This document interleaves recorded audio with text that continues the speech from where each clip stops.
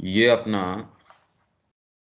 Aphorism है 319। सरकारें, समाज, राजागण, पुलिस, न्यायाधीशगण, संस्थाएं, चर्च, विधान, रीति रिवाज, सेनाएं, ये अस्थायी आवश्यकताएं हैं जो हम पर कुछ शताब्दियों के लिए थोपी गई हैं, क्योंकि भगवान ने हमसे अपना मुखमंडल छिपा लिया है। जब अपने सत्य और सौंदर्य के साथ वह मुखमंडल पुनः हमारे सम्मुख प्रकट होगा, तो उस प्रकाश में ये सब तिरोहित हो जाएंगे। अब इसके ऐसा संबंध में नहीं, पर एक आध्यात्मिकृत समाज किस तरीके का होगा, मतलब एक आदर्श व्यवस्था किस तरीके की होगी, उसका कुछ पिक्चर श्री अरविंद मानव चक्र के अंदर दे रहे हैं।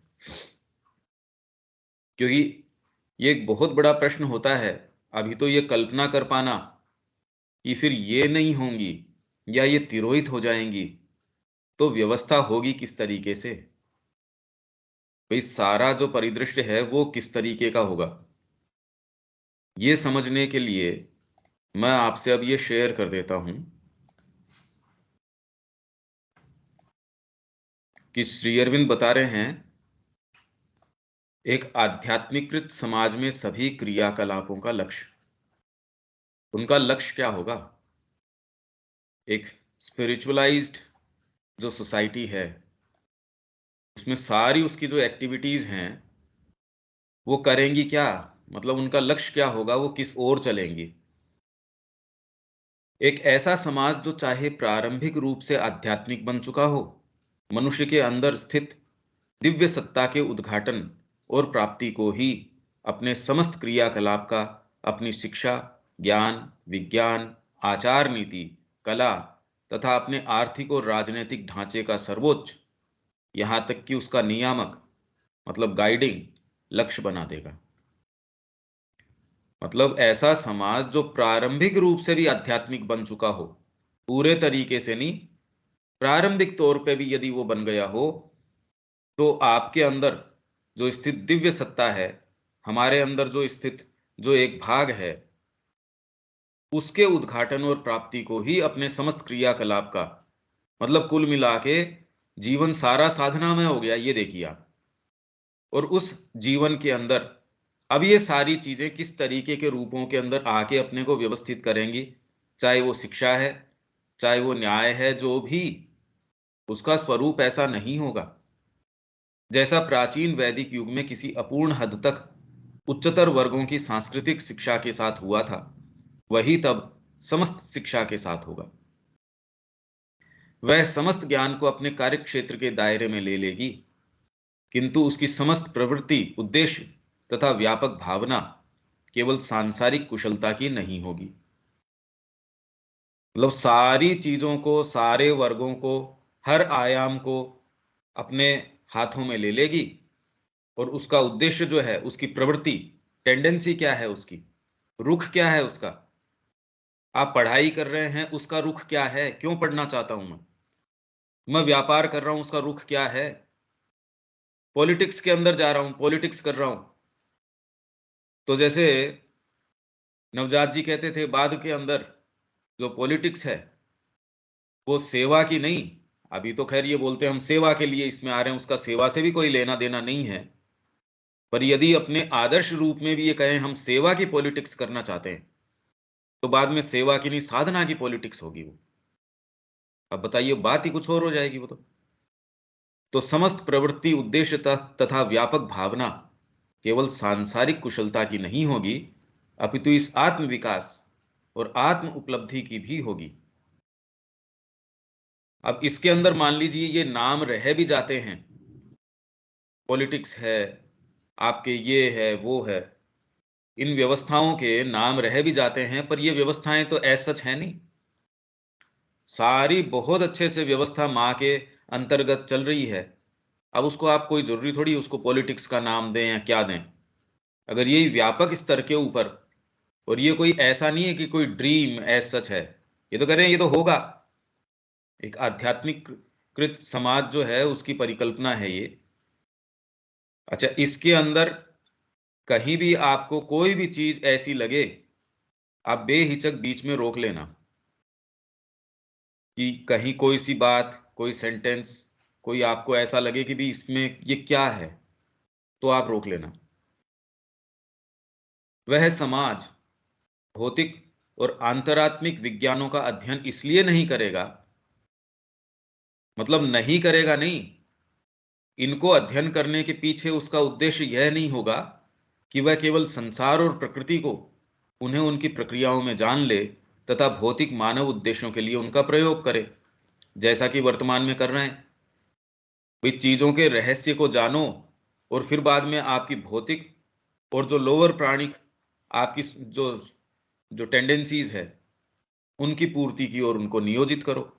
ये नहीं, अपितु इसलिए भी कि वे संसार में समस्त वस्तुओं के बीच में, उनके अंदर, नीचे और ऊपर से भी भगवान को तथा आत्मा के तरीकों को उसके आवरणों में तथा उनके पीछे भी से भी पहचान ले। आवरण है सारी चीजें, सारे व्यक्ति, हम अपने आप के अंदर आवरण ही तो हैं। यदि इसके पीछे जाके सोचिए कि ये हमारे लिए तो ज्यादा सुविधाजनक होना चाहिए, यदि हम मां श्री अरविंद का इतना संपर्क जो है रोज लाभ कर रहे हैं, फिर भी आवरण के पीछे जाके व्यक्ति से मिलना, ये तो हो नहीं पा रहा। कि आवरण को हम दरकिनार कर दें, चाहे वो बाहरी आवरण कितना भी अच्छा हो, चाहे कितना भी खराब हो।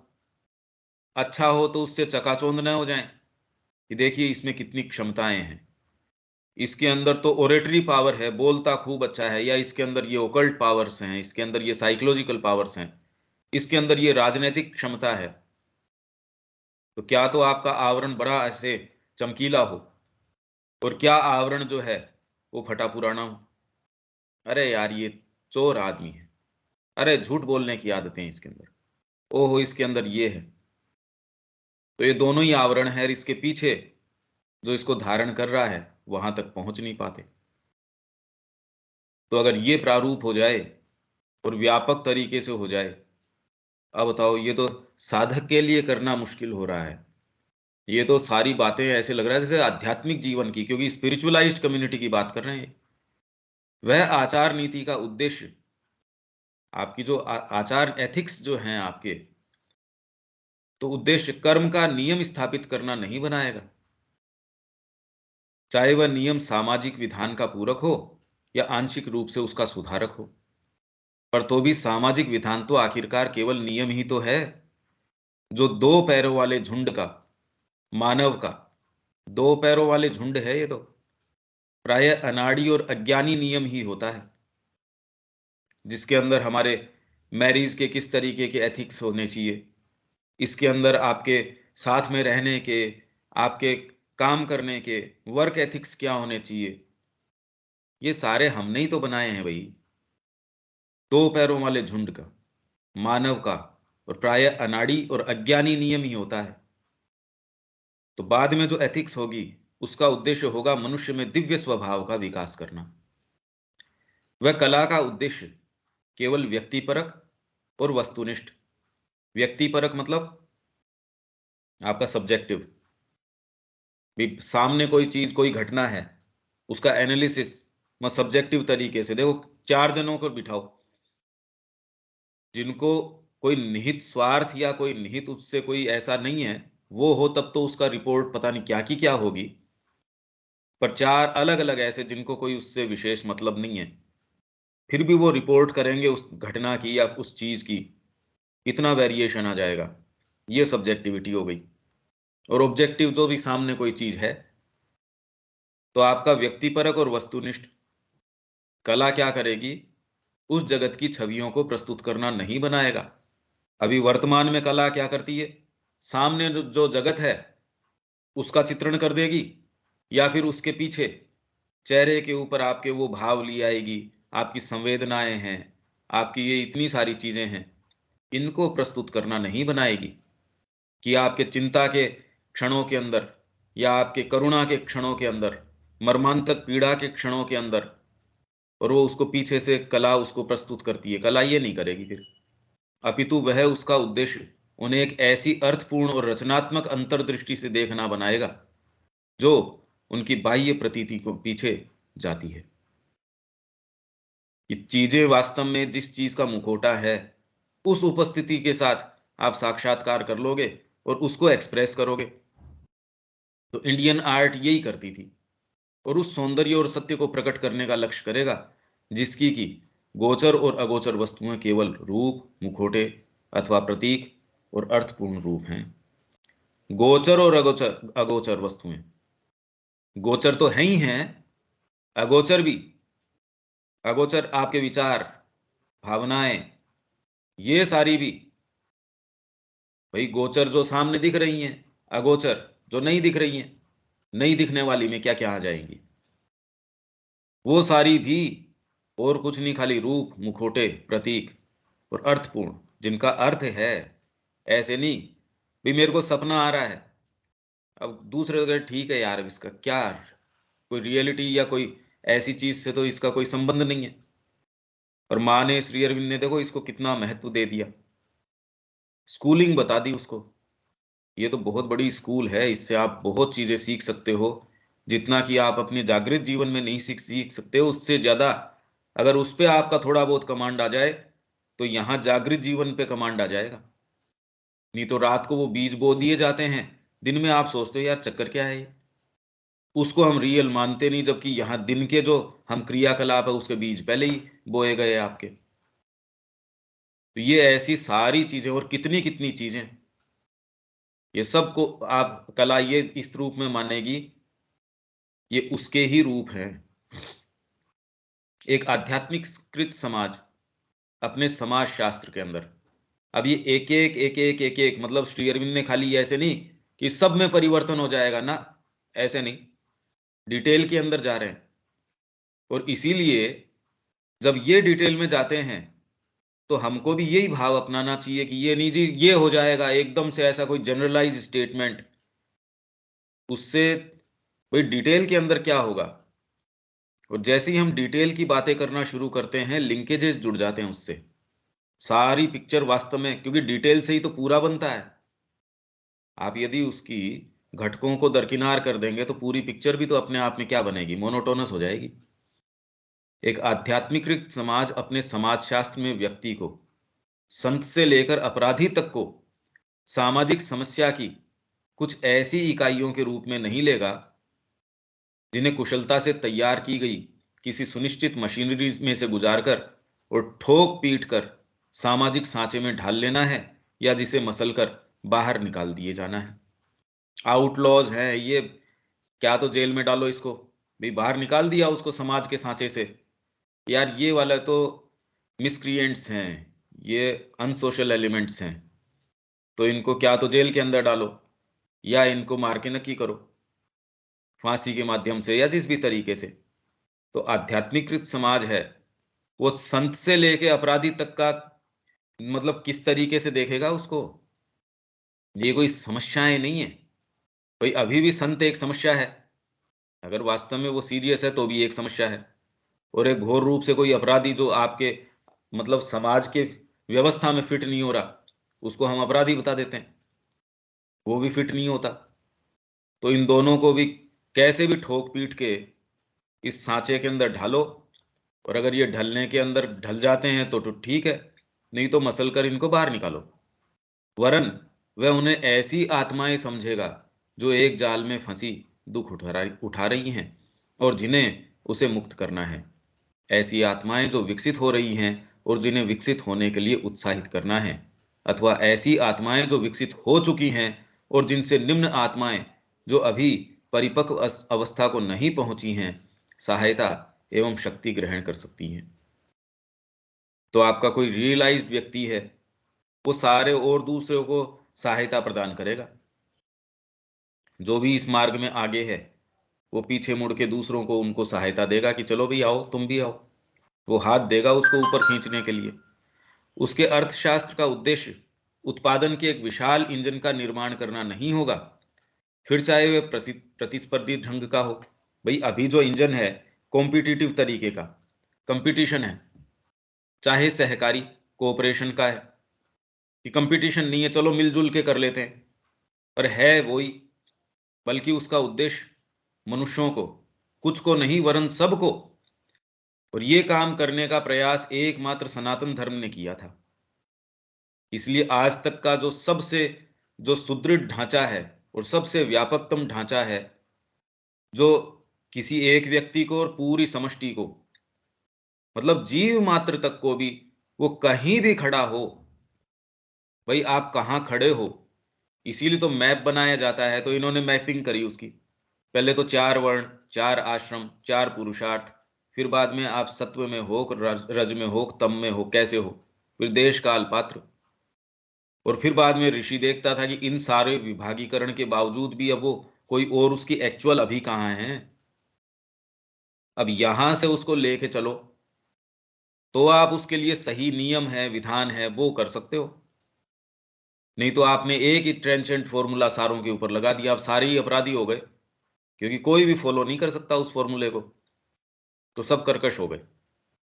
और वही आपने हर जने को, एक इंडिविजुअल को भी पूरा कंसीडर किया है, तो कोई होगा ही नहीं क्राइम। सारों की प्रकृति आपको बहुत अच्छे से पता है। तो मनुष्य को, कुछ को नहीं वरन सबको, प्रत्येक को उसके उच्चतम संभव मापदंड के अनुसार, और उसका उच्चतम संभव मापदंड क्या है, आपके हृदय में विराजमान है। भाई वर्ण व्यवस्था के अंदर आप कौन से वर्ण के हो? यदि आप ब्राह्मण हो, आपकी सुविधा एक चीज में, ये जाति की बात नहीं है, ये वर्ण। अब होने तो लक्ष्मण जी जन्म से कह रहे हैं मैं क्षत्रिय, पर वर्ण से जो जो उनका रुझान है, वो कहे मैं शूद्र हूं, मेरे को तो सेवा भाव है, मैं, मेरे से ये नहीं होता। तो अगर जन्म से भी देखो तो उनको कह दो तेरे को इसमें राज करने के अंदर, वो कहे मेरे को सुविधा नहीं है इसके अंदर। तो आप अगर इसको दरकिनार करके और व्यक्ति के ऊपर, सबके ऊपर निरंकुश तरीके से एक ही नियम लगाने का प्रयास करेंगे, अब ये तो उसकी जो संभावनाएं हैं उसको कुंठित करना हो गया। और एक बार यदि इस तरीके से सोचिए, व्यापक स्तर के ऊपर सारे कुंठित हैं, इसलिए कोई क्रिएशन नहीं है। क्रिएट कहां कर पा रहे हैं हम? वहीं उस संस्कृति के अंदर आप उसको रोक नहीं सकते क्रिएशन से, आनंद से कैसे रोक सकते हो आप? तो उच्चतम संभव मापदंड के अनुसार, उनकी अपनी प्रकृति के अनुसार कार्य का आनंद, आ गई ना ये बात, एवं आंतरिक विकास के लिए स्वतंत्र अवकाश प्रदान करना होगा। और आंतरिक विकास का मतलब, अभी तुरंत के अंदर तो क्या है, काम से दूर भाग जाओ। वो कह रहा मेरा विकास ही कपड़ा बुनने के अंदर हो रहा है, मेरा विकास ही यहां मैं लोगों के लिए ये कर रहा हूं, क्योंकि लोगों के लिए कर ही नहीं रहा मैं, मेरी तो इसके अंदर आत्म उन्नति हो रही है, आटा पीस के हो रही है, बताओ। अब वो व्यक्ति मिलावट करने की सोच सकता है क्या? यूं आप कितनी भी नैतिकता सिखा दीजिए, कितने भी दंड विधान लागू कर दीजिए, ये संभव है ही नहीं, इस डायमेंशन में ये संभव ही नहीं है। इसलिए चेतना का परिवर्तन एकमात्र ही है, वो हमारी वर्तमान चाहे समस्याएं हों या स्थितियां हों, उनका एकमात्र समाधान यही हो सकता है। नहीं तो डिटेल के अंदर कोई भी चीज आप लेके आओगे, उसके अंदर आपको हमेशा ही धोखा महसूस होगा। अरे यार, चाहे थोड़े रूप में, स्पेशली इंडिया के अंदर तो ऐसी चीज बनाएंगे, एक पार्ट ऐसा बना देंगे, आप कह रहे यार इतना सारा बनाए, ये बार बार टूटता रहता है। साथ ही उसका उद्देश्य सबके लिए एक सरल ढंग के समृद्ध और सुंदर जीवन की व्यवस्था करना भी करना होगा। समाज शास्त्र सुंदर जीवन की, अभी तो विभत्स है, क्या सुंदरता है इसके अंदर? भाई हर जना हर जने की पॉकेट काटने की सोच रहा है, या आपके दुख में मैं सुख लेने की कोशिश कर रहा हूं कि कितने बीमार हूं, ये ठीक हो जाएगा तो डॉक्टर के हाथ क्या लग जाएगा। अब बताओ ये कैसा जीवन रहेगा? अगर कहीं कोई झंझट न होंगे, कोई झगड़े न होंगे, वकील खुश कैसे हो जाएगा? अगर वर्तमान व्यवस्था में कहीं कोई क्राइम वगैरह नहीं हो रहे, पुलिस क्या करेगी? तो आपके जितने भी ये लगा रखे हैं, ये तो सारे बिल्कुल बेरोजगार हो जाएंगे। ये तो चाहते नहीं कि, वकील नहीं चाहेगा कि सामंजस्य आए, जो डॉक्टर है वो नहीं चाहेगा कि अच्छा हेल्थ आ जाए, दूसरे अपनी तरीके की चीज नहीं चाहेंगे। तो सुंदर जीवन की व्यवस्था करना भी होगा इसका उद्देश्य। अपनी राजनीति में वह राष्ट्रों को उनके अपने आंतरिक जीवन के दायरे में अब समाजशास्त्र के अंदर कि राष्ट्रों का अपने आप के बीच में क्या व्यवस्थित और सुसज्जित विशाल राज्य मशीनें नहीं समझेगा। अभी तो मशीनें हैं, किस तरीके से किससे हम डीलिंग करें तो मेरे किस तरीके से ये समय पे काम आ सकता है। तो जी इनकी विदेश नीति बड़ी जबरदस्त है। इन्होंने इतना विदेश नीति के ऊपर काम किया, वो चाह के भी इनका विरोध नहीं कर सकते, या चाह के भी ये नहीं कर सकते, या आप दबदबा मान रहे हैं जी भारत का सब जगह। ये राज्य मशीनें हैं, इनको कल्टीवेट करो अपने तरीके से, जैसे लोगों को कल्टीवेट किया। ये मशीनें नहीं हैं, बाद में इस तरीके से नहीं देखेगा वो। और एक व्यक्ति अगर ऐसे नहीं देख रहा है या देख रहा है, पर ये तो पूरे का बता रहे हैं ये, नहीं तो क्या फर्क पड़ जाएगा। एक जना तो ऐसा देख रहा है, दूसरे मान ही नहीं रहे उस बात को। ऐसा नहीं, जबकि मनुष्य केवल मशीन की खातिर ही जीवन धारण कर रहा हो तथा उसे ही अपने भगवान और अपनी विशालतर सत्ता के रूप में पूजता हो। अभी तो खाली एक ये है साहब, ये राष्ट्र जो है, इनफैक्ट अभी तो क्या कह रहे हैं, कॉन्स्टिट्यूशन, मतलब डिबेट्स के अंदर वो उससे ये पूछते हैं बताओ कॉन्स्टिट्यूशन ऊपर है या तुम्हारा इस्लाम ऊपर है। वो तो एक भी नहीं कहता, वो कहता है पहले इस्लाम ऊपर है हमारा, कॉन्स्टिट्यूशन 2 नंबर के ऊपर आता है, धर्म पहले है हमारा तो। और जोरदार बात है, हम सारे के सारे ये जोर जोर से कहते हैं नहीं नहीं, हिंदू धर्म आता है बाद में, कॉन्स्टिट्यूशन आता है पहले। ये अंतर है। तो हमारी जो स्थिति है वो है, जबकि मनुष्य केवल मशीन की खातिर ही जीवन धारण कर रहा हो ऐसा नहीं है, तथा उसे ही अपने भगवान और अपनी विशालतर सत्ता के रूप में पूजता हो, अथवा पहली पुकार पर ही उसकी वेदी पर दूसरों का वध करने तथा साथ ही अपना भी रक्त बहाने में संतोष मानता हो, जिससे कि मशीन मशीन दुरुस्त और शक्तिशाली बनी रहे। साहब ये इतने जबरदस्त तरीके से बस कुर्बान हो गए देश के नाम पे।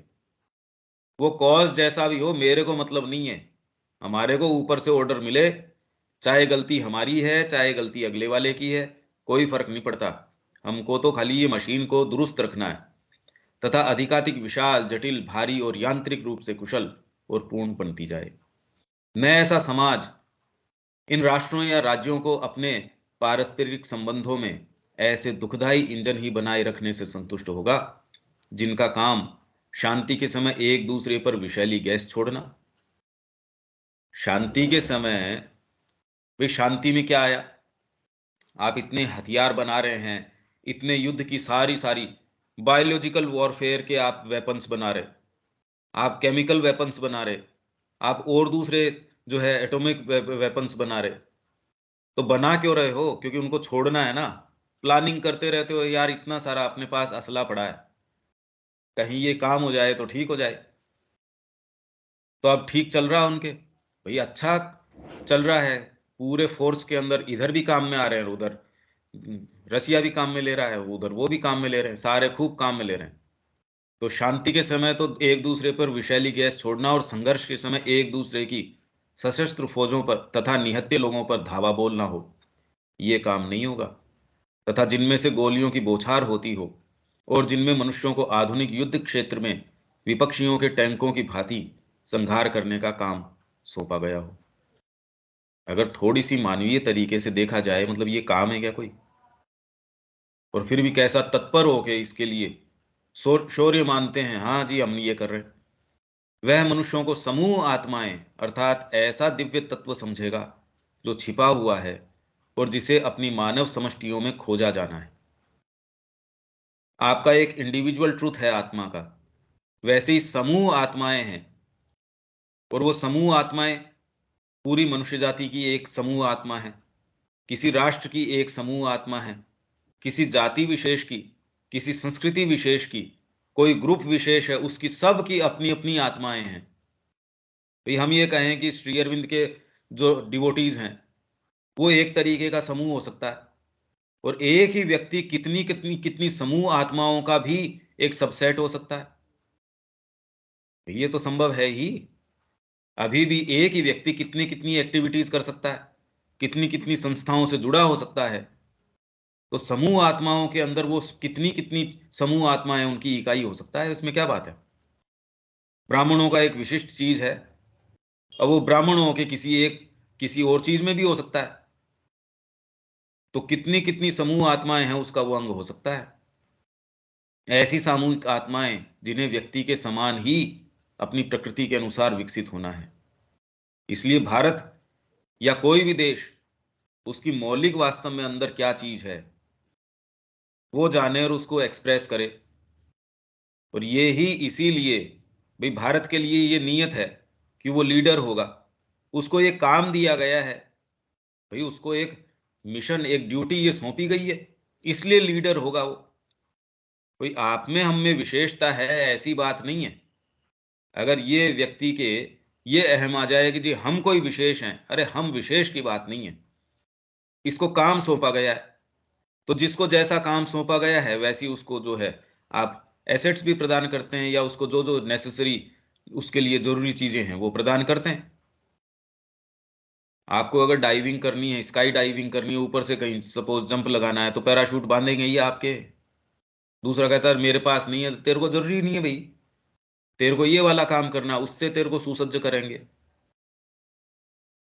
तो सारों की जो समूह आत्माएं हैं वो उसको एक्सप्रेस करनी है अपना डीपर जो ट्रूथ है। और यदि ये सारों के समझ में आ जाए, भाई माँ को स्वीकार करने में किसके क्या दिक्कत है, सारों को पता है कि भाई इनके निकटता से ही हमारा जो डीपर ट्रूथ है, जितना ही हम इनके नजदीक जाते हैं उतना ही ये बाहर आता है। तो और राष्ट्रों का भारत से या इसकी आध्यात्मिकता से विभेद कैसे हो सकता है? वो तो इसको कितना प्रेम से स्वीकार करेंगे ये समझ में आने के बाद। तो एक गुरु या किसी व्यक्ति ऐसे के पास जाके कितना व्यक्ति उसके ये थोड़ी है कि इतना मैं लाभ उठा लूं, इतना ये कर लूं। जितना ही वो कह रहा है, मैं जितना ही अंतरंग रूप से इसके पास जाता हूं, मेरा अपना विकास है भाई। जितना ही मैं इनको अपने आप को समर्पित करता हूं, मेरा सच्चा विकास तो इसी के अंदर है, सच्चा आनंद इसी के अंदर है, सच्ची परिपूर्ति इसमें है। ये बात यदि सामूहिक आत्माओं को समझ में आ जाए, तो आप ये सोचिए, अब वो कोटेशन देखो आप, ये सरकार राजाएं ये सारे के सारे, ये ऐसा है भगवान ने अपना मुखमंडल छिपा लिया है, इसलिए हमारे ऊपर ये अभिशाप थोप दिया गया है कुछ शताब्दियों के लिए। फिलहाल ये जो पिक्चर दिखा रहे हैं यही कितनी आशावान है, ये देखिए आप, कि ऐसा है और ऐसा ही है। भाई ऐसा ही है क्योंकि हमारे अंदर अंतरात्मा निहित है और सारी ग्रुप सोल्स भी हैं। तो कैसे वो आराम में रह सकती हैं? आपको यदि साइकोलॉजिकल पीड़ा हो तो बाहरी कितनी भी सुख सुविधाएं हो वो आपको काटने को दौड़ेंगी या आपको कोई प्रभावित नहीं करेंगी। अभी युद्ध के अंदर किसी के मान लो आज उनके पास सारी सुख सुविधाएं हैं या सारी जो भी चीजें हैं, पर अब बेटा मर गया बमबारी के अंदर, उसको कैसी लगेंगी वो? एक कैसी लगने वाली हैं वो, कितना अपील करने वाली हैं, उसको सारा वीरान लगने वाला है। तो वैसे ही आत्मा के स्तर के ऊपर आप ये देखिए, उसको तो दरकिनार कर दें और बाहरी सुख सुविधाओं के अंदर इसमें देखें, तो अल्टीमेटली तो हम इसमें प्रसन्न नहीं रह सकते। ये व्यक्ति के लिए भी है और ये ग्रुप सोल्स के लिए भी है, वो भी नहीं रह सकती। अल्टीमेटली उनको भी इस पे आना पड़ेगा कि भाई ये बात क्या है। इतने सारे परीक्षण कर लिए और वर्तमान में एक चीज तो हम देख सकते हैं, जो एक वर्ग है वो ये तो समझता है यार ये तो वापिस वही वाला वाद आ जाएगा, उसी इज्म में वापस चले जाएंगे, ये परीक्षण तो कर चुके, तो इस जो समाधान ढूंढ रहे हैं वो इस दिशा में तो नहीं होना चाहिए। हालांकि कॉमन मासेस तो अभी भी जैसे हैं वैसे हैं, पर लोगों का कि भी इससे निकलने का रास्ता क्या? तो तुरंत में कोई दूसरा तो कह देगा, जैसे हम कई बार अचानक कि बस श्री अरविंद कह रहे हैं कर्म करो, या ये कह रहे हैं ये करो, या ये कह रहे हैं ये, वैसे नहीं। जिसमें थोड़ा बहुत भी चिंतन की है तो वो ये कह रहेगा यार ये वाली चीजें तो करके पहले देख चुके हैं। और ये सारी चीजें श्री अरविंद का यदि आप साहित्य पढ़ो और एक्चुअल में उसको आप फॉलो कर पाओ,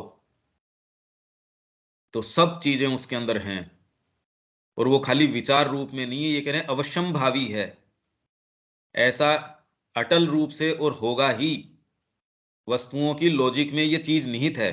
तो सुप्रामेंटल कोई आदर्शात्मक चीज, कोई आपने स्वप्न देख लिया या कोई एक ऐसी चीज, ऐसा नहीं है। ये तो अवश्यंभावी है, होगा ही। ये हमारे ऊपर नहीं छोड़ी गई है ये बात।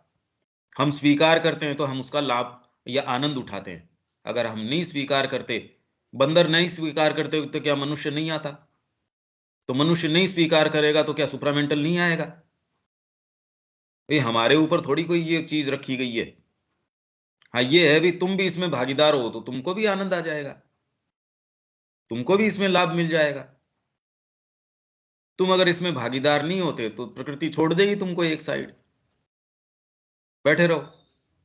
हाँ, बस ये है कि अगली सत्ता जो आएगी उसके कारण तुमको भी थोड़ा रिलीफ मिल जाएगा। पशुओं को तो मनुष्य के आने से रिलीफ नहीं मिला, वो तो तकलीफ में आ गए। पर अगला जो बीइंग आएगा उसके आने से मनुष्य के भी जो कॉमन उसकी बुद्धि है उसमें बहुत जबरदस्त विकास आ जाएगा, उसमें एनलाइटनमेंट आ जाएगा। और उसको जो आपका एक वर्ग है जो टॉपमोस्ट है, जो वास्तव में चाहता है, उसको तो सबसे पहले ही सहायता मिल जाएगी। भाई सीढ़ी के जो सबसे ऊपर पायदान पे खड़ा है, सबसे पहले तो हाथ उसी का पकड़ा जाएगा। उस वर्ग को तो सबसे ज्यादा सहायता ही मिल जाएगी। कॉमन एटमॉस्फेयर के अंदर भी जो अभी जिस तरीके की है, लोअर आपके नीचे गुरुत्वाकर्षण है, उसमें बहुत फर्क आ जाएगा। तो जिन्हें व्यक्ति के समान ही अपनी प्रकृति के अनुसार विकसित होना है, इन समूह आत्माओं को, तथा उस विकास के द्वारा उसे एक दूसरे की, बल्कि मानव जाति के एक ही सह कार्य में समस्त जाति की सहायता करनी है। तो इसमें कोई विभेद नहीं है। आपको पेंटिंग के अंदर ज्यादा सुविधा है, किसी दूसरों को किसमें सुविधा है, मेरे को इस चीज से कोई ईर्ष्या या मेरे को इस चीज से कोई समस्या नहीं। मैं आपको अपने काम में, भाई ये तेरे लिए ठीक है, ये कार्यक्षेत्र इसको ये दो भाई, इसके लिए सूटेड है। तो वैसी जो समूह आत्माएं हैं, वो जो राष्ट्र हैं और उसके अंदर भी सांस्कृतिक ग्रुप हैं, वो बिल्कुल फ्री होंगे। और जब जो ग्रुप नया बनाना चाहे वो बिल्कुल फ्री होगा,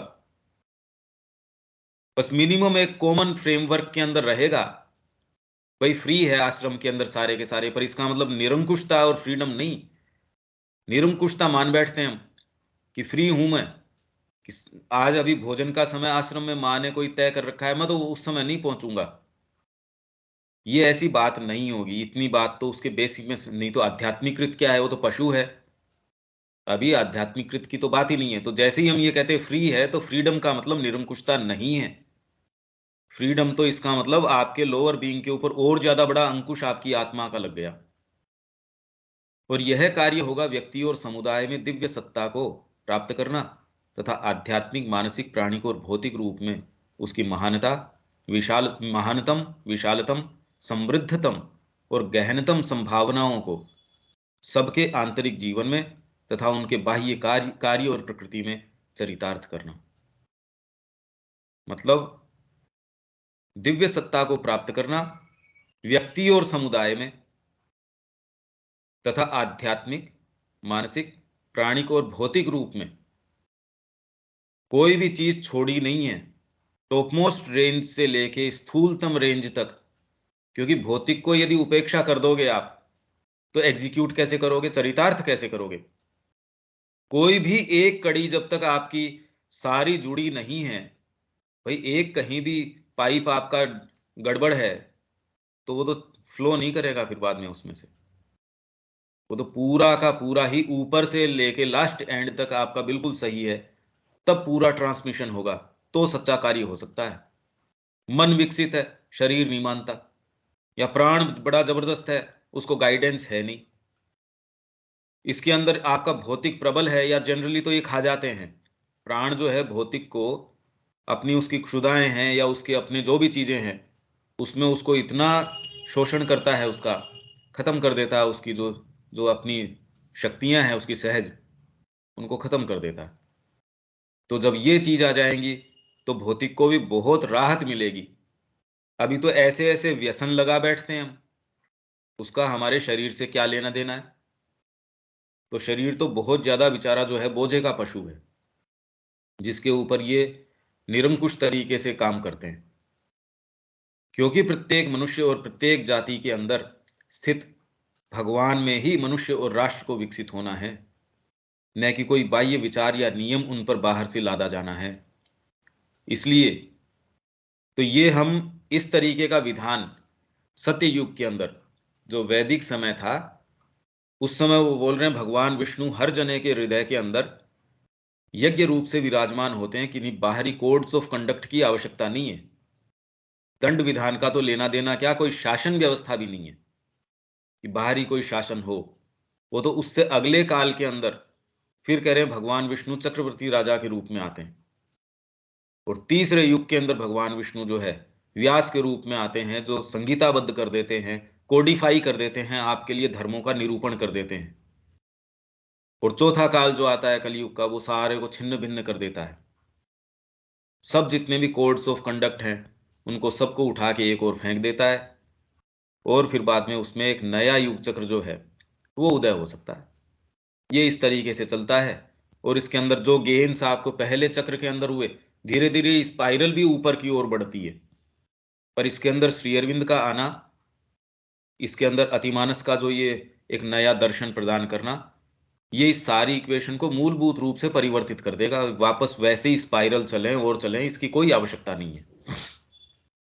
इसलिए मनुष्य जाति के आध्यात्मिक युग में एक विकसनशील आंतरिक स्वतंत्रता के नियम का ही सबसे अधिक आदर होगा। यह तो सच है कि जब तक मनुष्य आत्मज्ञान के बहुत कुछ निकट नहीं पहुंच जाता और उसकी ओर अभिमुख नहीं हो जाता, तब तक वह बाह्य दबाव के नियम से नहीं छूट सकता। इसलिए यदि कोई लोअर प्रकृति आपकी जैसी है वैसी है, और आप ये सोचो कि मैं आध्यात्मिकता के अंदर खुल जाऊं, अरे भाई अभी तो आपको नहीं किया जा सकता। जैसे बच्चा अभी इमेच्योर है, उसके हाथ के अंदर आप कोई चीज नहीं दे सकते। आपको पता है कि आगे आपका जो भी है संपत्ति है उसी को आपको सौंपनी है। हालांकि पहले तो ये देखते थे कि भाई ये सक्षम नहीं है तो इसको नहीं देंगे। राजा का पुत्र है, यदि वो सक्षम नहीं है तो प्रजा में से कोई ले लेंगे जो बेस्ट सूटेड है उसके लिए। तो आपको उसके अंदर प्रवेश नहीं मिल सकता है यदि नीचे वाले मेंबर्स आपके ज्यादा एक्टिव हैं। और इसीलिए हमारा कुछ होता नहीं। हम कितना कुछ भी कर लो, जो लोअर डिमांड है वो इतनी ज्यादा होती है, वो ऊपर वाला आपको ये सेफ्टी भी है कि वो नहीं खुलता। और यदि वह ऐसा करने का प्रयत्न करेगा भी तो वह व्यर्थ ही होगा। तो हमारे जितने भी हैं सब टोटल व्यर्थ हैं। और दूसरों की तो बात छोड़िए, जो हम जो बातें करते हैं वो इसीलिए व्यर्थ है कि जब तक लोअर बीइंग के ऊपर हम अंकुश नहीं लगा सकते, खाने की आदतें हैं, फिर बाद में हमारे जीवनचर्या की आदतें हैं, हमारे सोचने समझने के ढर्रे हैं, ये जब तक इनके ऊपर एकदम अंकुश नहीं लगाते, तो बताओ कि आपको ऐसी चीज कैसे दी जा सकती है। क्योंकि वो कह रहे हैं कि उच्चतम जो चीज है यदि निकृष्टतम के हाथ में लग जाती है तो बहुत भयंकर हो जाती है। तो कह रहे इसको, शूद्र को इस ज्ञान का अधिकार नहीं है। अब इन्होंने ले लिया शूद्र को, कोई भाई ये तो इससे जाति सूचक बात करें। जाति सूचक की क्या बात है? शूद्र मतलब जो चेतना के स्तर के ऊपर नीचे है, उसको आप ये कह दो कि भाई कोई नियम नहीं है, कुछ नहीं है, सब माँ की इच्छा से चलता है, वो तो मान के ही ऑलरेडी बैठा, वो तो वैसे ही नहीं काम करना चाहता, वो तो वैसे ही तामसिक है। तो आप देख के किसी को कुछ कह सकते हो, ऐसे नहीं।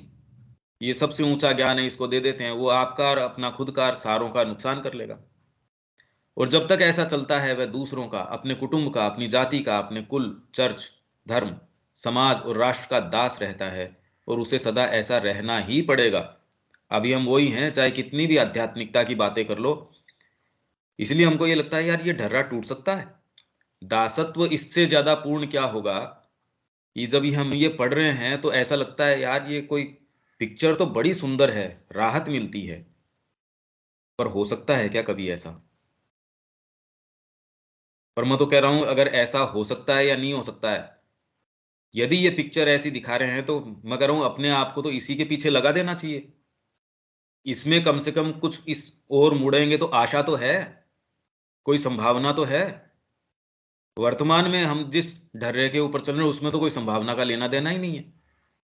इसके अतिरिक्त वह कुछ और कर भी नहीं सकता, और वे भी अपना स्थूल और यांत्रिक दबाव उस पर डाले बिना नहीं रह सकते, क्योंकि वह और वे अपने अपने अहम भाव में अपनी निम्न प्रकृति के दास हैं।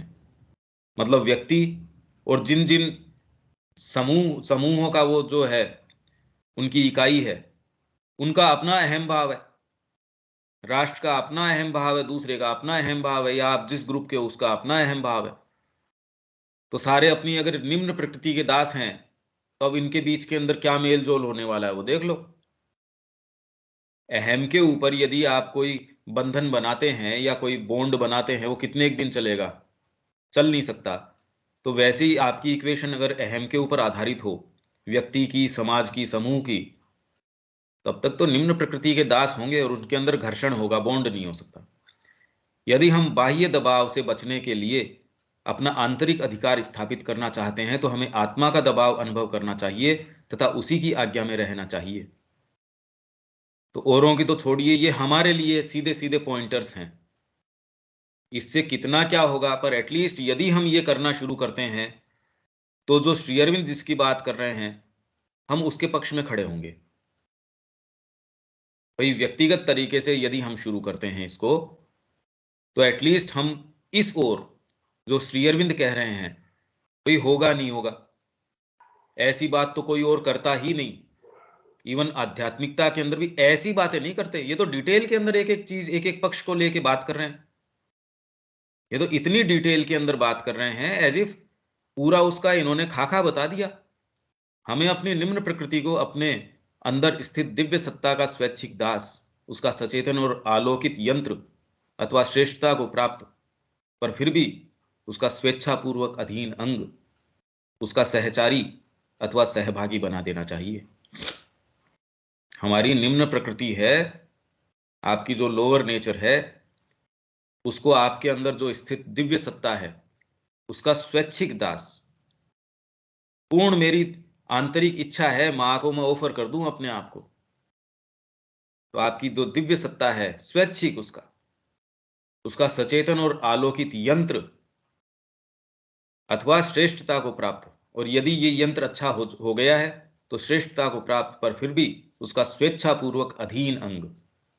कितना अच्छा आपका चाहे माइंड हो गया, वो वाइटल हो गई, फिजिकल है, श्रेष्ठता को प्राप्त हो गया, फिर भी श्रेष्ठता का मतलब ये थोड़ी है आप अलग हो गए, जब तक आप अपूर्ण थे तब तक तो आप उसमें हो, ये नहीं। मैं सिद्ध हो गया तो अब मैं माँ को छोड़ सकता हूं। तो ये तो सिद्धता किसकी, इसका मतलब तो आपके अभी भी आप तो और ज्यादा समस्या के अंदर आ गए। सिद्ध होने का मतलब तो अब लेयर्स और खुलेंगी, ये परतें तो अनंत परतें हैं। उसका सहचारी अथवा सहभागी बना देना चाहिए, क्योंकि यही अधीनता हमारी स्वतंत्रता की अनिवार्य स्थिति है। तो इसलिए भारतीय संस्कृति के ऊपर यह आक्षेप लगाया जाता है बाहर वालों का, कि वो ये कहते हैं यहां तो स्वेच्छा को, आपकी जो वॉल्यूशन है, उसको मार डालते हैं। गुरु कह रहे हैं, गुरु या धर्म का जुआ इसके ऊपर है। देखो विचारों के, इनको खुद की कोई है ही नहीं, छोड़ा ही नहीं इनके ऊपर। और वो जो फ्रीडम कहते हैं वो सबसे बड़ी अधीनता है, क्योंकि वो फ्रीडम तो लोअर बीइंग की है आपकी। मैंने ये सोचा, मेरे को ये अच्छा लगता है। इवन एक व्यापक स्तर के ऊपर सबकी अहमात्मक डिमांड्स को भी देखो कितना कंट्रोल करना पड़ता है, कि ना आपकी ये जो डिमांड है वो कम्युनिटी के लिए कंड्यूसिव नहीं है। मैं अकेला ही निकल जाऊं, मेरे को ये मिल जाए, तो भी उसके ऊपर अंकुश लगा,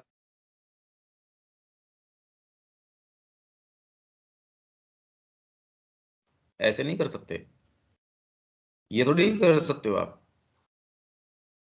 तो अभी स्वतंत्रता को आप ये सोचते हैं कि मैं निरंकुश था, जबकि जितने ही आप स्वतंत्र हो उतना ही आप एक्चुअल के अंदर समर्पण कर सकते हो। समर्पण की स्थिति आपकी दिखाती है आप कैसे स्वतंत्र हो। क्योंकि आध्यात्मिक स्वतंत्रता हमारे पृथक मन और जीवन की अहंकारमयी अभिपुष्टि में नहीं, अभी तो हमारे अंगों में तथा हमारे चारों ओर के मनुष्यों में स्थित दिव्य सत्य के अधीन रहने में है। आपका जो डिवाइन ट्रूथ है, उसके अंतर्गत एकदम उससे रेस्पॉन्सिव, उससे ट्रांसपेरेंट, बिल्कुल उसकी सर्विस के अंदर, तो स्वतंत्र हो।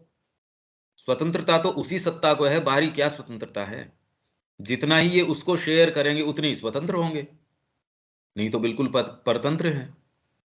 किंतु तब भी हमें यह कहना होगा कि भगवान हमारी सत्ता के प्राकृतिक अंगों की स्वतंत्रता का आदर करते हैं, उन्होंने अपनी प्रकृति के अनुसार विकसित होने के लिए अवसर प्रदान करते हैं, जिससे कि वे स्वविलोपन द्वारा नहीं।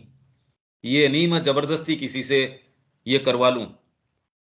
श्री अरविंद की ये शायद इवनिंग टॉक्स में या उनसे वो बात कर रहे हैं कि मैं डिवोटीज के ऊपर कोई ये दबाव दे के नहीं करवाना चाहता, स्वेच्छा से।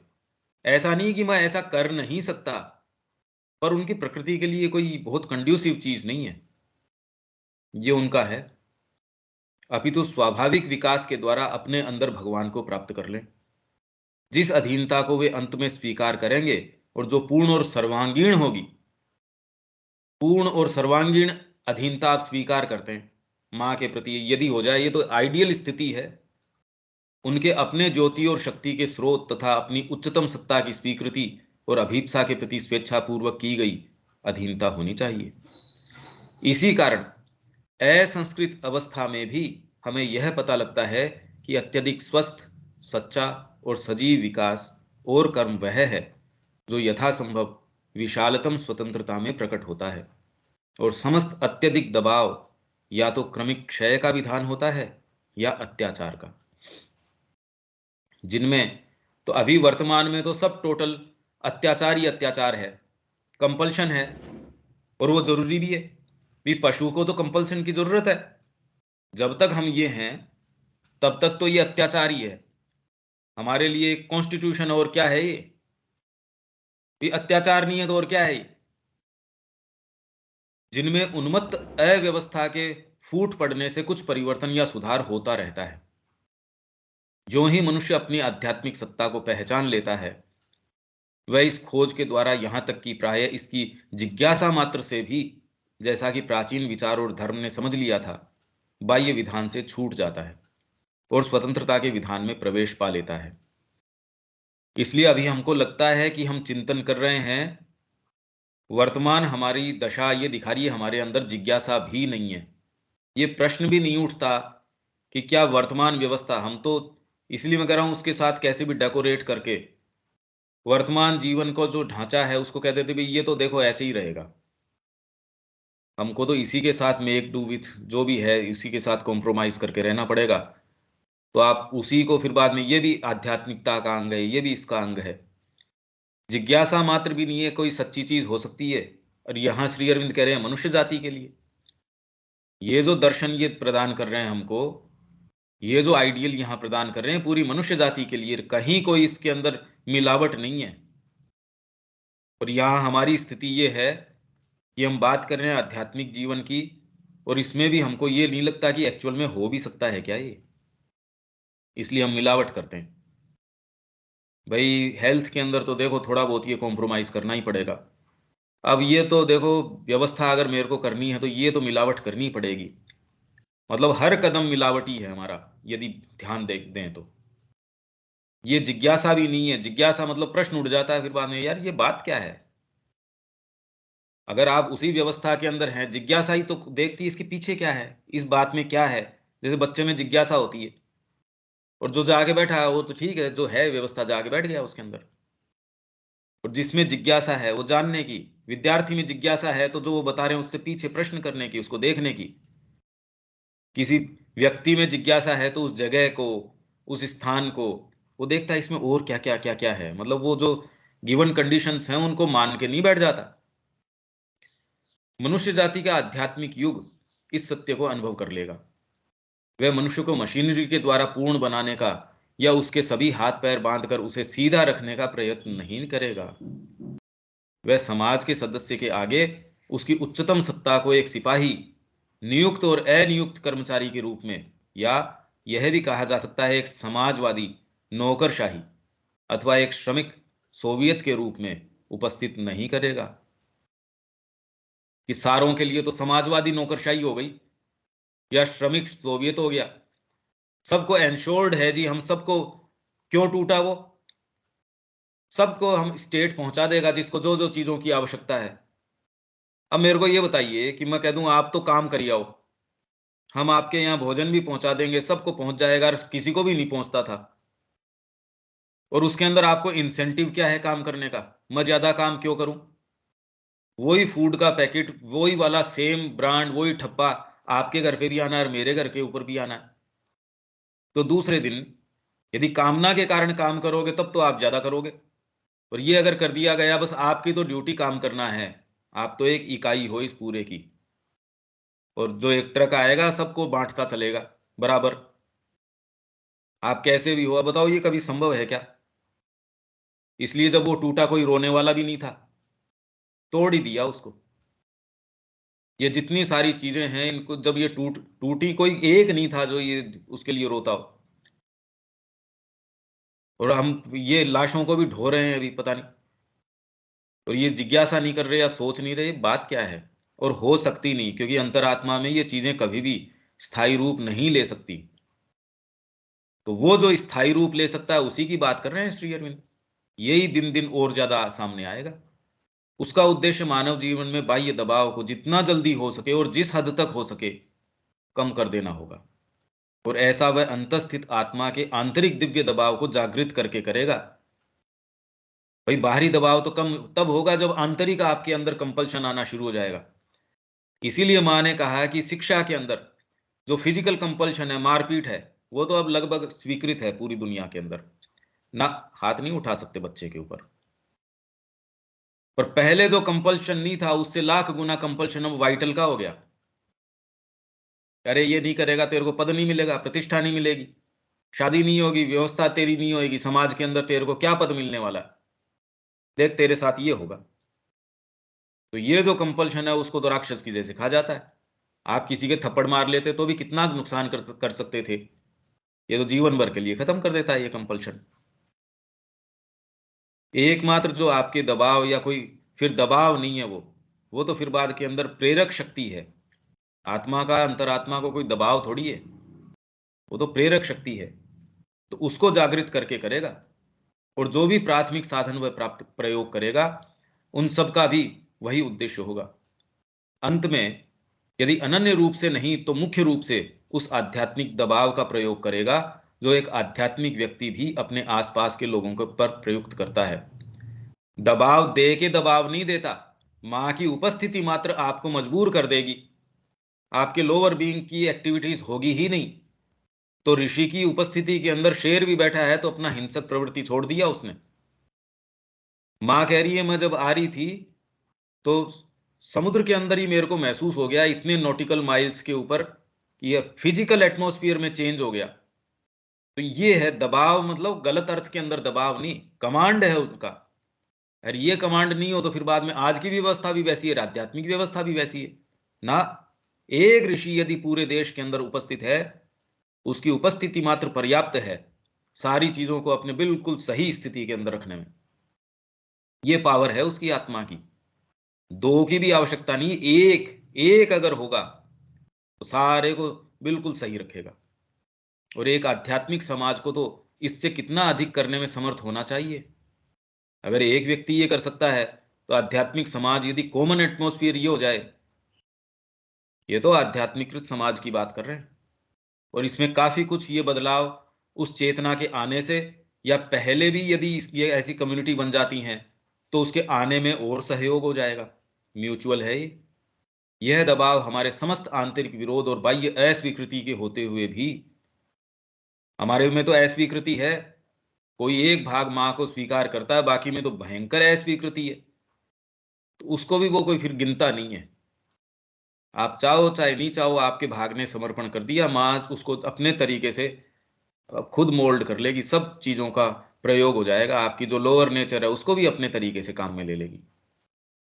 तो बाह्य अस्वीकृति के होते हुए भी हमारे अंदर प्रकाश के दबाव को तथा मनुष्य की अपनी प्रकृति से दिव्य सत्ता में विकसित होने की इच्छा और शक्ति को जगा देता है।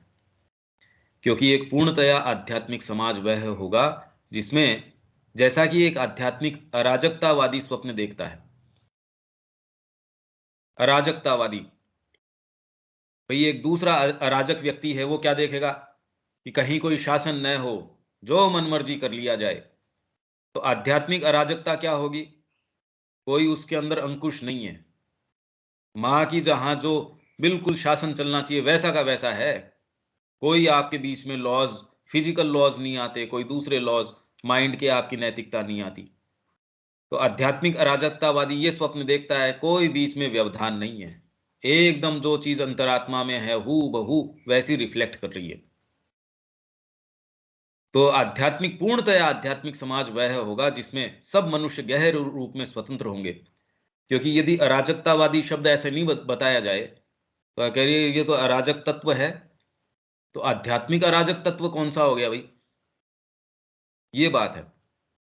तो सब मनुष्य गहरे रूप में स्वतंत्र होंगे, और ऐसा इसलिए होगा क्योंकि प्राथमिक शर्तें पूरी हो चुकी होंगी।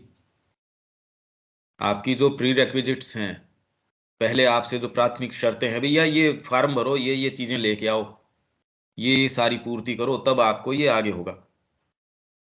उस अवस्था में प्रत्येक मनुष्य अपने लिए एक विधान नहीं अपितु परम विधान, दिव्य विधान होगा।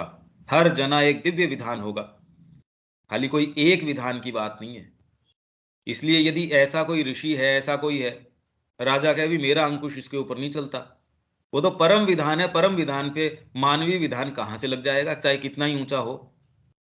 तो ये द्विज है साहब, इसके ऊपर मेरा विधान नहीं चलता, ये इसका हमारे ऊपर विधान चलता है।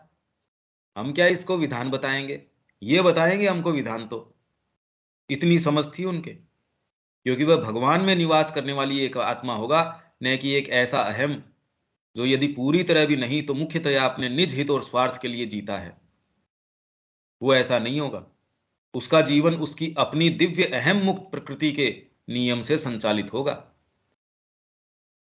तो ये एक बहुत सुंदर और आशावान पिक्चर है, जो कि खाली पिक्चर नहीं है, ये तो बता रहे हैं कि आध्यात्मिकृत समाज, उसकी परिकल्पना, उसका ओवरव्यू दे रहे हैं। ये मैं आपको भेज दूंगा, ये ग्रुप के अंदर मैं ये डाल दूंगा। ऐसी ही सारी चीजें सोचिए, आपकी पूरा वॉल्यूम उन्होंने कितनी इसके पीछे, खाली कोई चिंतन या कोई यो ही सोच के छोड़ दिया, कोई ऐसे उड़ता सा विचार आया, ऐसे नहीं। डिटेल के अंदर आपके जो ये ह्यूमन साइकिल है, फिर बाद में आइडियल ऑफ ह्यूमन यूनिटी है, इन सारों की जो बातें कर रहे हैं श्री अरविंद, एक एक पुस्तक का जब आप थोड़ा सा भी वानगी देखते हो उसकी, आप कहेंगे कि ये संभव ही नहीं है, एक कोई क्षेत्र के अंदर संभव नहीं है। इन्होंने कौन सा क्षेत्र छोड़ दिया? आप ये सोचिए, क्या डिटेल है, क्या बातें हैं, क्या बाकी छोड़ दिया इन्होंने। तो ये जो अपन पढ़ रहे थे कि ये तो हमारे ऊपर थोप दी गई ऐसी चीजें हैं, ये तो अभिशाप की जैसे हैं, जो भगवान ने हमसे अपना मुखमंडल छिपा लिया है। जब वे वापस प्रकट होगा तो ये सारी तिरोहित हो जाएंगी। तो जो हम अभी बात कर रहे थे उसमें ये स्वरूप थोड़ी रहेगा भी इनका, ये कुछ नहीं रहेगा। ठीक है रविकांत जी? जी, जी, बहुत सोचनीय प्रश्न है और बहुत ही जबरदस्त आर्टिकल है सर ये। इसलिए श्री अरविंद के साहित्य में प्रवेश किए बिना तो हम कल्पना भी नहीं कर सकते। आप कहीं पढ़ने से क्या, कई लोगों के ये है, बहुत लोगों को मैं सुनता हूं, पढ़ने से क्या होगा? अरे तेरा परिप्रेक्ष्य नहीं खुलेगा, इन्होंने जो चीज दे दी, पढ़ने से तो तेरा परिप्रेक्ष्य खुलेगा इसके अंदर। एक एक सेंटेंस श्री अरविंद का ऐसा है जैसे कोई तुरंत लिबरेट कर देता है, आपके जो ताले हैं बुद्धि के उनको ऐसा खोल देता है, आप कह रहे अरे कौन से जगत में आ गए। आप अगर एट हार्ट इस वर्णन को लेते हैं तो आप ये कहेंगे यार ये तो जगत ही अलग है। तो कोई जरूरी थोड़ी हमको इस जगत में, फिर बाद में ये इस जगत में हम निवास कर सकते हैं, पर हम श्री अरविंद की उपस्थिति को बिल्कुल अपने नजदीक पाएंगे यदि इसके अंदर हम जाते हैं तो। ठीक है विवेक? हाँ भैया, ये ह्यूमन साइकिल से पढ़ रहे थे ना? हाँ, ये अपन ने इसका अनुवाद किया है ये, और मैं ये ग्रुप में शेयर कर दूंगा, ये जो पीडीएफ है ये। इसलिए मैं कह रहा हूँ आगे जो आने वाली अपनी यात्रा है वो बड़ी, वैसे तो गंभीर है, धीरे धीरे आप इसके लिए बैकग्राउंड तैयार कीजिए, बिल्कुल चेंज कर देंगे ये, एकदम ही बिल्कुल बदल देंगे इसको। तो जैसे ही हमारे ये अफोरिज्म्स तो हम एक एक ले रहे हैं, पर बाद में तो फिर पैसेजेस आने शुरू हो जाएंगे, और वो और गंभीर, उसके अंदर तो आपके ये वेद रहस्य आ जाएगा, उसके बाद में hymns to the mystic fire आ जाएगा, फिर ये सारे आने शुरू हो जाएंगे। कोशिश करेंगे आपको जो भी उसका बैकग्राउंड दे सकें, पर आप भी उसकी तैयारी अभी से कोशिश करो। सब पढ़ने में आपको कितना टाइम लगा भैया? तब आप हमेशा जो काटते थे ना, तो अब समझ में आया कि आपका पूरा इतना अध्ययन है, तब ना आपका सोच एकदम अलग है। हम लोग ये सब कभी पढ़े नहीं, सुने ही नहीं, तो उधर कहाँ हाँ, पर ये कितनी इतना होपफुल केवल बात है। जाने की, हाँ, ये जितना हम लोग पढ़े शक्ति उसमें तो केवल 3 ही को पहचाने, चौथा भाग को तो टच ही नहीं किए हैं, जो कि मेन है। नहीं, मैं ये कह रहा हूँ इसके अंदर की आगे आने वाली यात्रा है वो बहुत जबरदस्त यात्रा है। और ये विचार अपने आप में कि भाई श्री अरविंद का पूरा एक जो साहित्य चॉइसेस्ट पार्ट उसका जो है, वो हमको पूरा उसका आस्वादन मिलेगा। तो जैसे भागवत कथा में वो कहते हैं भाई ये तैयारी करो, इसके लिए भोजन है वो थोड़ा सा कंट्रोल करके, जीवनचर्या है वो कंट्रोल करके। भाई श्री अरविंद के शब्द हैं अपने आप में अमोघ हैं। यदि उसके अंदर मेरी उसमें कोई बीच में एजेंसी नहीं है, इसमें मेरा कोई हस्तक्षेप नहीं है। भाई जो शब्द हैं वो तो शब्द हैं, मेरे लिए भी वही हैं और आपके लिए भी वही हैं। तो ये ग्राह्यता तो हमारी है और ये सारा आने वाला है। ये कि हम पढ़े नहीं है, आप पढ़े हैं तो वहां तक जा रहे हैं। हम लोग पढ़े नहीं है तो उसके बारे में सोच ही नहीं सक रहे हैं। पर आप लोगों के माध्यम से मेरे को ऐसी चीजों के अंदर प्रवेश करने को मिलता है जो मैंने पहले खुद चिंतन नहीं करी थी। तो ये एक म्यूचुअल यात्रा है, इसमें कोई फर्क नहीं पड़ता। खैर, एक आनंद की यात्रा है। तो मेरी तो बस ये है कि मैं भी इसी के अंदर यात्री हूँ और आप भी इसी के अंदर हैं। पर ये आने वाला जो है पूरा साहित्य है, बहुत गजब है। तो आप इसके लिए थोड़ा अपने आप को तैयार भी करते रहिए और उसको जितना आप बचा के रख सकते हैं, पॉइंट्स बना के उस पे आप पूरा कंसंट्रेट करके उसके विषय में जो करके, भी वीडियोस तो खैर उपलब्ध हैं ये, इसीलिए मैंने इसको रखा। वो जो मातृवाणी पे हुए थे वो तो नहीं रख पाए। एनी हाउ, यदि ये खत्म होता है इसके बाद में देखते हैं, ये भी एक लंबी यात्रा है अपनी, पर बहुत ही सुखद और बहुत ही अच्छी यात्रा है। ठीक है, यहाँ रोक देते हैं। ठीक है। जय श्री माँ। जय श्री माँ।